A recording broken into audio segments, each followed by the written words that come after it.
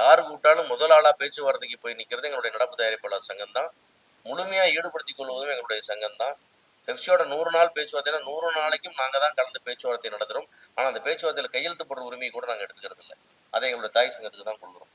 டூரி family வந்து அவ்வளோ பெரிய ஹிட்டு, மெகா பிளாக் பஸ்டர். ஏன்னா அப்படியே ஃபேமிலியாக வருது. அதான் சொன்னேன், ஒரே ஒரு குடும்பத்தை ஒரு தெருவுலேருந்து வர வச்சிருக்க உள்ள தேட்டருக்குள்ள அந்த தெருவை கூட்டு வர வேலையை அவங்க பார்த்துக்குவாங்க. அதுதான் டூரி ஃபேமிலியில் நடந்துட்டு இருக்கு. இதைத்தான் நாம செய்யணும். அந்த மாதிரி படங்கள் எடுக்கணும். நம்ம ஒரே ரத்தம் சதயமா போட்டு கலாரை பண்ணிட்டு இருந்தோம்னா அது கொஞ்சம் கஷ்டமாக தான் இருக்குது நம்மளுக்கே குடும்பத்தோட பார்க்கும்போது. நடப்பு தயாரிப்பாளர் சங்கமும் இயக்குனர் சங்கமும் பெப்சியோட இணைஞ்சு ஒரு ஒப்பந்தம் போட்டிருக்கோம். அதெல்லாம் தான் சொன்னேன், இதெல்லாம் தான் நிறைய மாற்றங்கள் கொண்டு வந்துட்டே இருக்கும். அது வந்து தவறாகவே சித்தரிக்கப்பட்டு இது ஒரு தேவையில்லாமல் ஈகோவா போயிட்டு இருக்கு. நாங்கள் அந்த மாதிரிலாம் யோசிக்கிறது இல்லை. அனைவருக்கும் இனிய காலை வணக்கம். இந்த கடுக்கா திரைப்படம் வந்து ஒரு வித்தியாசமான எதிர்பார்ப்பு உருவாக்கிட்டு இருக்கு. இந்த படத்தின் நாயகனா இருந்து எல்லாத்தையும் ஒரு ஆல்ரவுண்டரா வேலை பார்த்துட்டு இருக்கிற அன்பு தம்பி வந்து என்னுடைய பள்ளி தோழனின் மகன். ஈரோடுக்கு பக்கத்தில் கோந்தப்பாடின்ற ஒரு ஊரில் என்னோடு படித்த என் நண்பனுடைய மகன் ஒரு மெரெயின் இன்ஜினியராக இருந்து மெரெயினில் வேலை பார்த்துட்டு அதெல்லாம் விட்டுட்டு சினிமா மேலே ஒரு பெரிய காதலோடு வந்து அவனே போராடி ஒரு ஒரு வித்தியாசமான அப்ரோச் ஒன்று பண்ணுறாங்கன்றது மட்டும் எனக்கு அதில் புரிஞ்சுது. நான் முழுசாக இன்னும் படம் பார்க்கல. அந்த பாடலை எடுக்கும் விதம், இதை ப்ரொமோ பண்ணுற விதம், அதை அப்ரோச் பண்ணுற விதம், அவனுடைய போராட்டம் எனக்கு ரொம்ப பிடிச்சிருக்கு. அது கண்டிப்பாக வந்து ஒரு வித்தியாசமான சினிமாவை வர்றதுக்கான வாய்ப்புகள் நிறையா இருக்குன்னு நான் நம்பிக்கையோடு இருக்கேன். நண்பனின் மகன் அப்படின்னா மட்டும் நான் வரல, அவன் சொல்கிற ஒரு விஷயமும் கொஞ்சம் ரொம்ப க்ரியேட்டிவாக ஒரு இன்னோவேட்டிவாக இருக்குது. அதனால் வந்து கண்டிப்பாக வந்து அந்த சிறிய முயற்சிகளுக்கு ஆதரவு கொடுக்கணும். சிறிய படங்கள் எதுவாக இருந்தாலும் ஆதரிக்கிறோன்றது குறிப்பாக நான் வந்து நடப்பு தயாரிப்பாளர் சங்கத்தில் இது மாதிரி படம் எடுக்கிறவங்க ரொம்ப முடிஞ்ச வரைக்கும் என்கரேஜ் பண்ணி அவங்களுக்கு என்ன மாரல் சப்போர்ட் கொடுக்க முடியுமோ கொடுத்து அவங்களுக்கு ஏதாவது ப்ராப்ளம் வந்தால் சால்வ் பண்ணி பண்ணுறதுல நாங்கள் ரொம்ப கீனாக இருக்கோம். அந்த வகையில் கடுக்கா திரைப்படம் வந்து ஒரு நல்ல திரைப்படமாக வர்றதுக்கான வாய்ப்புகளோடு வந்துக்கிட்டு இருக்கு. இன்னும் படம் பார்த்துட்டு நம்ம எல்லாருமே அதை பற்றி நம்ம கண்டிப்பாக பேச போகிறோம். எனக்கு என்னென்னா, உங்களுக்கு தெரியாதில்லை, ஒரு சினிமாவை வந்து புதுசாக ஏதாவது ஆடியன்ஸுக்கு சொன்னோம்னா அவங்க வந்து அதை பார்க்குறாங்க. அந்த யூடியூப்பில் தான் நமக்கு அதிகமான கமெண்ட்ஸ் வருது, நமக்கு இவ்வளோ பேர் பார்க்குறாங்கன்னு ஒரு இது கிடைக்குது. அந்த மாதிரி ஒரு புதுசாக ஒன்று பண்ணுறாங்க. கண்டிப்பாக அதுக்கு வந்து ஒரு பெரிய ரீச்சும் ஒரு ஓப்பனிங்கும் தியேட்டரில் கண்டிப்பாக இருக்கும். அதுக்கு நீங்கள் வந்து ஒரு ஒரு புதுமுகம், ஒரு அறிமுகமாக வர்றான், ஒரு இவ்வளோ பெரிய ஒரு ஒரு மெரெயின் இன்ஜினியர் வந்துட்டு நம்ம சினிமா மேலே இவ்வளோ காதல் கொண்டு வரக்கூடிய நம்முடைய சகோதரனுக்கு நம்ம எல்லாரும் கை கொடுக்கணும், தோல் கொடுக்கணும். உங்களை எல்லாத்தையும் வேண்டி விரும்பி கேட்டு இந்த ப்ரொமோஷன் நீங்கள் எல்லாம் நிறைய சப்போர்ட் பண்ணுங்கள். படம் பார்த்துட்டு இதில் நம்ம நிறைய பேசுவோம்னு நினைக்கிறேன். Thank you all, thanks for coming. இல்லை சார், சிறு படங்கள்ல நான் என்ன பண்ணுறோம்னா, அந்த கியூப் சார்ஜஸ் நம்ம கொஞ்சம் குறைச்சி பேசி நமக்கு கொஞ்சம் ஸ்பெஷல் ரேட் ஒன்று கொஞ்சம் வாங்கி கொடுக்குறோம். அந்த மாதிரி வந்து இவ்வளோ ஸ்க்ரீன் கம்மியாக ரிலீஸ் பண்ணுற படங்களுக்குன்னு ஒரு ஆப்ஷன் கிரியேட் பண்ணி வச்சுருக்கோம். அதே மாதிரி வந்து பெப்சியோட வந்து எங்களுக்கு ஒரு பெரிய டைப் இருக்குது. சிறு முதல் அதாவது 6 கோடிக்கும் கீழே எடுக்கிற படங்களுக்குன்னு சொல்லி கிட்டத்தட்ட ஒரு 15 ஃபெசிலிட்டிஸ் நம்ம கிரியேட் பண்ணி வச்சுருக்கோம். அது வந்து இப்போ சண்டேல ஒர்க் பண்ணால் டபுள் கிடையாது, ட்ராவல் பண்ணால் டபுள் கிடையாது, அப்புறம் இத்தனை பேரை வச்சு தான் வேலை செய்யணும் கட்டாயம் கிடையாது. நீங்கள் எவ்வளோ பேர் வேணால் வச்சு வேலை செய்யலாம், எந்த கிராஃப்ட்டும் இல்லாமல் வேலை செய்யலாம். நீங்கள் மேக்கப் மேன் வச்சுட்டு தான் ஷூட்டிங் போடணுன்றது ஜென்ரல் ரூல். ஆனால் இந்த படங்களுக்கு அது மாதிரி வேண்டியதில்லை. உங்களுக்கு மேக்கப் தேவையில்லை, மேக்கப் வேண்டாம். காஸ்டியூமர் தேவையில்லை, காஸ்டியூமர் வேண்டாம். ஆர்டிஸ்ட் தேவையில்லை, தேவையில்லை. உங்களுக்கு என்ன தேவையோ அதை மட்டும் வச்சுட்டு படப்பட்டு படுக்கலான்ற வசதியை நாங்கள் சிறுபட தயாரிப்பாளர்களுக்காக உருவாக்கி வச்சுருக்கோம். அதுதான் பெரிய பெனிஃபிட் நம்ம நிறைய பண்ணி கொடுக்குறோம். அதே மாதிரி வந்து இது மாதிரி படங்களுக்கான ரிலீஸ்லேயும் காஸ்ட் ஃபேக்டர் குறைக்கிறதுக்கும் பப்ளிசிட்டி செலவுகளை பற்றி நம்மளோட டிஸ்கஸ் பண்ணாங்கன்னா நம்ம பேசி ஸ்பெஷல் ரேட்ஸ் வாங்கி வச்சுருக்கோம் அசோசியேஷன். அதெல்லாம் இவங்களுக்கு கொடுத்து நம்ம ஹெல்ப் பண்ணுறோம். அந்த மாதிரி என்னென்ன முடியுமோ மேக்ஸிமம் நம்ம சப்போர்ட் பண்ணிகிட்ருக்கோம். ஏன்னா சின்ன சின்ன படங்கள் ஜெயிச்சு அதில் வர்றவங்க பெரிய ஆள் ஆனால் தானே அது பெரிய ஆள் ஆக முடியுது. எல்லாருமே ஒரு நாள் சிறிய படத்தில் ஜெயிச்சு பெரிய ஆளாக வந்தவங்க தான். அந்த வகையில் வந்து இந்த மாதிரி இன்றைக்கி நம்ம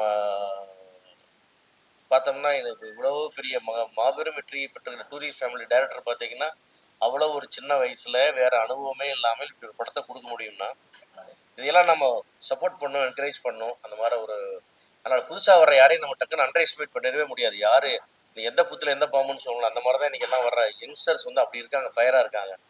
நீங்கள் வந்து அந்த டூரி ஃபேமிலி டைரக்டர் வந்து யாருக்கா கதை சொல்லியிருந்தா அந்த வயசுக்கும் அனுபவம் இல்லாமல் ஒருத்தர் படம் எடுத்துகிட்டு போகிறான்னு தெரியாது. Hats off to the producer Yuvraj. அவருக்கு வந்து கண்டிப்பாக வந்து அந்த அதை பிக் பண்ணதுக்கே ஒரு பெரிய பாராட்டு கொடுக்கணும். அந்த மாதிரி இன்றைக்கி ஒரு ட்ரெண்ட் செட்டிங்காக இருக்குது. 15 கோடியை தாண்டி வசூல் பண்ணுற லெவலில் இன்றைக்கி வந்து ஒரு ஒரு பெரிய பூமாக போயிட்டுருக்கு டூரிஸ்ட் ஃபேமிலி. அடுத்து வர்ற மாமன், அடுத்தடுத்து வர்ற தலைவன் தலைவி எல்லாமே நிறைய ஃபேமிலி ட்ராமாஸும் இந்த மாதிரி நல்ல படங்களாக வருதுன்றது சினிமாவுக்கு ஆரோக்கியமாக இருக்குது. அதே மாதிரி சிறிய படங்கள் வருவதும் இது போகிற புதியவர்கள் வருவதும் நம்ம ஆதரிக்கிறோம். நீங்களும் அதே மாதிரி சப்போர்ட் பண்ணும். அதே மாதிரி திருப்பியும் இதே இடத்துல இன்னொரு வேண்டுகோள், இந்த புது படங்கள் வரும்போது விமர்சனங்களில் கொஞ்சம் கனிவோட பரிவோட கொஞ்சம் அப்படியே ஆதரிச்சு அப்படி தினத்தந்தி மாதிரி அப்படியே பூசி மெழுகி கொண்டு வந்து கடைசியில் ஒரு ஃபினிஷிங் கொடுத்துட்டோம்னா அது ஒரு எப்பவுமே தினத்தந்தி ஒரு மாடலாக சொல்லுவேன். அது மாதிரி ஒன்று கொடுக்கணும்னு எல்லாத்தையும் நான் வேண்டி விரும்பி கேட்டுக்கிறேன். ஏன்னா எடுத்தோடனே மண்டம் மேலே அடிச்சோம்னா கீழே விழுந்துருவாங்க. குறைகள் இருக்கலாம், அதெல்லாம் தாண்டி நிறைகளை நாம் பாராட்டணும்னு வேண்டி கேட்டுக்கொண்டு வருவேன். நன்றி.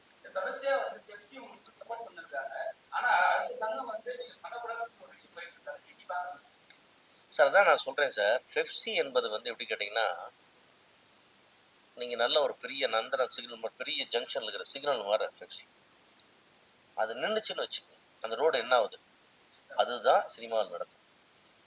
பெப்சினால வந்து உங்களுக்கு கொஞ்ச நேரம் நின்று போயிருக்கு, சில சிரமங்கள் இருக்குது. என்னடா 3 நிமிஷம் இப்படியே நிற்குது, இதெல்லாம் இருக்கும். நின்று போகணும், நம்ம அவசரத்துக்கு போக முடியல, அதெல்லாம் இருக்கும். ஆனால் அதை ரெகுலேட் பண்ணி கொடுக்க கூட அதோட அருமை எப்போ தெரியும்னா, அந்த சிக்னல் ஆஃப் ஆனால் தான் சிக்னல் அருமை தெரியும்.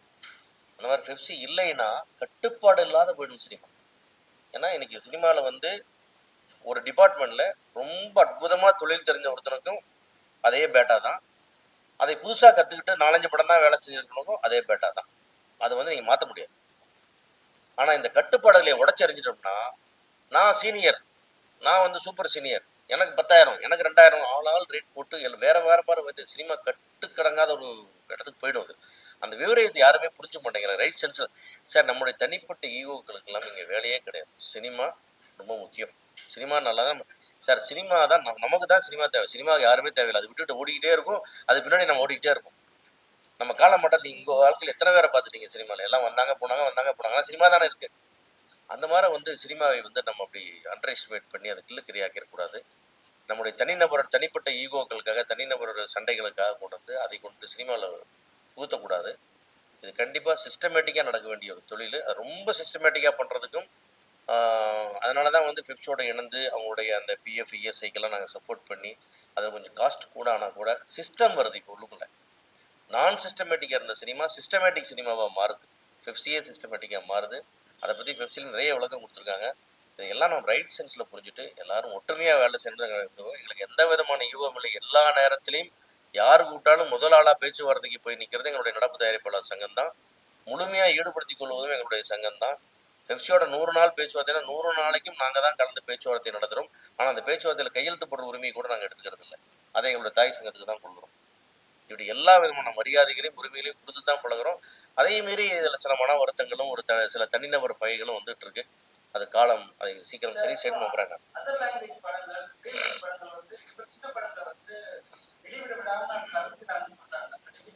எது புரியல?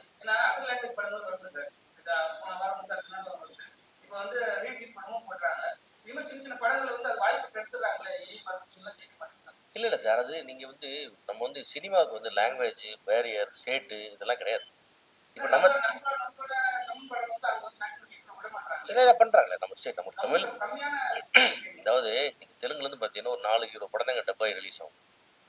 மீதி படம்லாம் எல்லா ஹீரோ படம் கிட்ட போய் ரிலீஸ் ஆகுது. ஒரு 4-5 ஹீரோ தான் அந்த ஒரு சின்னோண்டு ஆடியன்ஸ். ஏன்னா இங்கே வந்து நமக்கு தெலுங்கு குறிப்பாக சென்னையில் வந்து உங்களுக்கு தெலுங்கு ஆடியன்ஸ் அதிகம், தெலுங்கு பேசக்கூடிய மக்கள் அதிகம். அதனால் வந்து அந்த படங்களுக்கு ஒரு ரெஸ்பான்ஸ் இருக்கிறனால இங்கே ஒரு ரெவன்யூ இருக்குன்னு அதை கொண்டு வர்றாங்க. அதுக்கு நம்ம ரொம்ப கம்மி தியேட்டர்ஸ் தான் கொடுக்குறோம். நீங்கள் வந்து ராஜமௌழி சார் படங்கள் மாதிரி மிகப்பெரிய படங்கள் தான் வந்து ஸ்ட்ரைட் படம் ரிலீஸ் மாதிரி வந்து நம்மளை அட்டாக் பண்ணதே தவிர மீதி படங்கள்லாம் வந்து ஒரு சின்ன கம்மி தியேட்டர்ஸ் உள்ளது. சென்னையிலே ஒரு 10 ஷோ ஒன்றும் பெரிய விஷயம், அந்த மாதிரி தான் போகுது. அது பாதிக்கிறது இல்லை. நம்மளும் அங்கே போகிறோம், அவங்களும் இங்கே வர்றாங்க. இது வந்து ஹிந்தி படம் வருது, நம்ம இப்போ நம்ம வந்து பேன் இண்டியா ரிலீஸ்னு சொல்கிறோம். எப்படி பேன் இண்டியா பண்ணுறோம்? நம்முடைய படங்கள் அங்கே அந்த அந்த லாங்குவேஜ் பேரையெல்லாம் பண்ணோம்னா இப்போ நம்ம படங்கள் போகும்போது அங்கே இடிச்சிடும். அதனாலலாம் பாதி சார். உன்னே சொல்லுங்களா, நல்ல படம் ஓடிட்டே தான் இருக்குது. அது சின்ன படம் பெரிய படம், நீங்கள் ஒரு பெரிய படம் சின்ன படம் தான் ரிலீஸ் ஆகுது. ஆனால் இன்னைக்கு சின்ன படம் 15 கோடியை தாண்டி ஓடிக்கிட்டு இருக்கு. ஒரு பெரிய வேர்ல்டு ரெக்கார்டு கிரியேட் பண்ணிருக்கு. டூரிஸ்ட் ஃபேமிலி வந்து அவ்வளோ பெரிய ஹிட்டு, மெகா பிளாக் பஸ்டர். ஏன்னா அப்படியே ஃபேமிலியாக வருது. அதான் சொன்னேன், ஒரே ஒரு குடும்பத்தை ஒரு தெருவுலேருந்து வர வச்சிருக்க உள்ள தேட்டருக்குள்ள அந்த தெருவை கூட்டு வர வேலையை அவங்க பார்த்துக்குவாங்க. அதுதான் டூரிஸ்ட் ஃபேமிலியில் நடந்துட்டு இருக்கு. இதைத்தான் நாம செய்யணும். அந்த மாதிரி படங்கள் எடுக்கணும். நாம ஒரே ரத்தம் சதையமாக போட்டு கலாரை பண்ணிட்டு இருந்தோம்னா இது கொஞ்சம் கஷ்டமாக தான் இருக்குது நம்மளுக்கே குடும்பத்தோடு பார்க்கும்போது. அதனால் நல்ல சந்திப்பு இது, நல்ல கேள்விகள் கேட்டீங்க. கண்டிப்பாக ஆரோக்கியமான சினிமாவை நோக்கி போவோம்.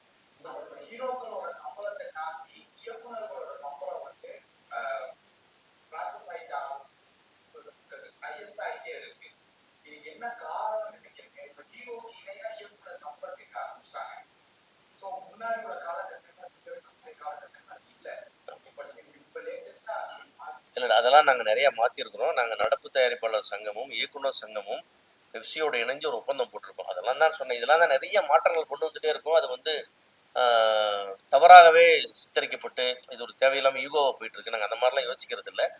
இயக்குனர் சங்கத்தோட இப்போ நாங்கள் போட்டுக்கிற ஒப்பந்தம் என்னன்னு கேட்டிங்கன்னா, இயக்குநர்களுக்கு எப்போ எவ்வளோ சம்பளங்கிற ரேஷியோ போட்டிருக்கோம். அந்த படத்தோட பட்ஜெட்டில் இயக்குனர் கையெழுத்து போடணும். அந்த பட்ஜெட் மீறிச்சுன்னா இயக்குனர் பொறுப்பு இருக்குது. அதே மாதிரி வந்து அந்த படத்துடைய லாப நஷ்டத்துலேயும் நாங்கள் வந்து இயக்குனர் உள்ள கொண்டு வந்துருக்கிறோம். பர்சன்டேஜ்லேயும் ஒர்க் பண்ணலாம். இப்படி நிறைய இயக்குநர்களை டைரக்டாக இன்வால்வ் பண்ணியிருக்கோம் ப்ரொடக்ஷன். நாங்கள் புதுசாக வர்ற இயக்குனர் சங்கமே கையெழுத்து போட்டாச்சுங்க சார். இயக்குனர் சங்கம் என்பது ஒரு கட்டுப்பாடான சங்கம், நீங்கள் கேள்விப்பட்டிருப்பீங்க. அதில் இருக்கிற எல்லாருமே பெரிய டைரக்டர்ஸ் தான் இருக்கிறவங்களும். அது மாதிரி அவங்க சொன்னால் எல்லாருமே அவங்க கேட்பாங்க. அது அவங்க எல்லாரும் அவங்க ஜெனரல் பாடி மீட்டிங் கூட எல்லா டைரக்டர்ஸும் போட வச்சு பேசி ஒரு படத்துக்கு எப்படியெல்லாம் பண்ணணும், எப்படி ப்ரொடியூசரை சேவ் பண்ணணும், இப்போ ஒரு ஃபுட்டேஜ் யார் ஃபைனலைஸ் பண்ணணும், ஒரு படத்தோடைய ரிலீஸை யார் டிசைட் பண்ணணும், இந்த படத்தில் வந்து நாளைக்கு வந்து டிஜிட்டலில் விற்கும்போது அவங்க சில கண்டிஷன்ஸ் கேட்டால் அதை அவங்க மாற்ற சொன்னால் நீங்கள் மாற்றி கொடுக்கணும். இப்படி ப்ரொடியூசர்ஸ்க்கான எல்லா சிலைகளையும் உருவாக்கி எனக்கு இவ்வளோ தான் ஃபுட்டேஜ் வரும்னு ப்ரொடியூசர் சொன்னால் அந்த ஃபுட்டேஜ் தான் டைரக்டர் கொடுக்கணும் அப்படிங்கிற அளவுக்கு நாங்கள் அவங்களோட பேசி என்னோட நிலைமைகளை புரிய வச்சு கன்வின்ஸ் பண்ணி அந்த அக்ரிமெண்ட் சைன் பண்ணியிருக்கோம். அதனுடைய அடிப்படையில் தான் இனிமேல் வந்து நாங்கள் செயல்பட போகிறோம். அதனால தான் இந்த மறுசீரமைப்புன்னு சொல்லி ஒரு கையெழுத்து போட்டது நாங்கள் காரணம் என்னன்னு கேட்டிங்கன்னா, இதுக்காக பல மாதங்கள் வெயிட் பண்ணோம், எல்லாரும் சேர்ந்து பண்ணணுன்ட்டு. அது சில ஒற்றுமை நடக்காதனால சரி நம்மளே ப்ரொசீட் பண்ணணும்னு சொல்லி நாங்கள் அதை பண்ணியிருக்கிறோம். அதன் அடிப்படையில் பார்த்தீங்கன்னா இயக்குநருடைய சம்பளம் வந்து கட்டுப்படுத்துகிறோமோ இல்லையோ, இயக்குநருடைய மோட் ஆஃப் பேமெண்ட்ஸை கட்டுப்படுத்துகிறோம், பட்ஜெட்டை கட்டுப்படுத்துகிறோம். சரி, பிரச்சனையே வந்து சம்பளம் அல்ல, பட்ஜெட். நீங்கள் வந்து நம்ம சம்பளம் மொத்தமாக வந்து 10 கோடி ஆகுதுன்னு சொல்லி வேலை பார்க்கும்போது அந்த 10 கோடியில் தான் அது நிற்கும். அந்த 10 கோடி ஏறவே போடலாம். ஆனால் இன்னொரு 10 கோடியில் படம் எடுக்கலாம். அந்த 10 கோடி 15 கோடி ஆகும்போது தான் பிரச்சனை வருது ப்ரொடியூசர்ஸ்க்கு. ரிலீஸ் அன்னைக்கு அவங்க மாட்டிக்கிறாங்க. அது இல்லாமல் பட்ஜெட்டுக்குள்ள பட்ஜெட்டோட ரெஸ்பான்சிபிலிட்டி வந்து டைரக்டர் மேலேயும் கொண்டு வர்றோம். இது மாதிரி நிறைய மறுசீரமைப்பு பண்ணியிருக்கோம். இன்னொரு சந்திப்பில் நம்ம விரிவாக அதை பற்றி பேசுவோம்.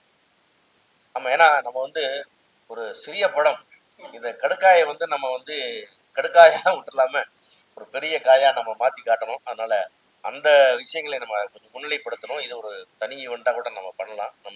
நாங்கள் நடப்பு தயாரிப்பு சங்கத்திலே ஒரு ப்ரெஸ் மீட் வச்சு அது ஒரு சோஃபார் என்னன்னு ஒரு எக்ஸ்ப்ளனேஷன் பண்ணுற ஐடியா இருக்குது எங்களுக்கு. அந்த சந்திப்பில் நம்ம விளக்கமாக ஒரு ஃபுல்லாக ஒரு டெமான்ஸ்ட்ரேஷனே ஒன்று கொடுக்க போகிறோம். என்னெல்லாம் நடந்திருக்கு, என்னெல்லாம் இண்டஸ்ட்ரி டெவலப்மெண்ட்டு. அதேமாரி இந்த படத்தை சப்போர்ட் பண்ணுறதும், இந்த நீங்கள் பார்த்துருப்பீங்க இந்த வீடியோவில், முழுவண்டு வீடியோவில் என்னென்னமோ சேஞ்சஸ்லாம் பண்ணுறான் பையன், டக்குன்னு. இப்போ நாங்கள் பார்க்க வளர்ந்த பசங்க திரும்ப பையன் தான் திருப்பி பார்த்தா என்னென்னமோ பண்ணுறான். இங்கடா மெரைன் இன்ஜினியர் படிச்சவங்க யார் இதெல்லாம் சொல்லி கொடுத்தான்னு தெரியல. ஸோ நேச்சுரலாக ஒரு க்ரியேட்டிவிட்டி ஒன்று இருக்குது இன்றைக்கி பசங்களுக்கு. சோசியல் மீடியாவும் உங்களுக்கு அவ்வளோ சப்போர்ட்டாக இருக்குது. அதனால் இந்த கடுக்கா படத்துக்கு வந்து நீங்கள் முழு ஆதரவை கொடுங்க. படம் நல்லா தான் நிச்சயமாக நம்ம எல்லோரும் பாராட்டி கொண்டாட போகிறோம். அது ஒரு டூரிஸ்ட் ஃபேமிலியாவோ, அது ஒரு குடும்பஸ்தனாவோ, அது ஒரு அடுத்த ஒரு வெற்றி படமாக வர்றதுக்கு எல்லா வாய்ப்பு இருக்குது. அதை நம்ம அவங்க வரவேற்போம், வாழ்த்துவோம்னு வேண்டி கேட்டுக்கிறேன். தேங்க்யூ.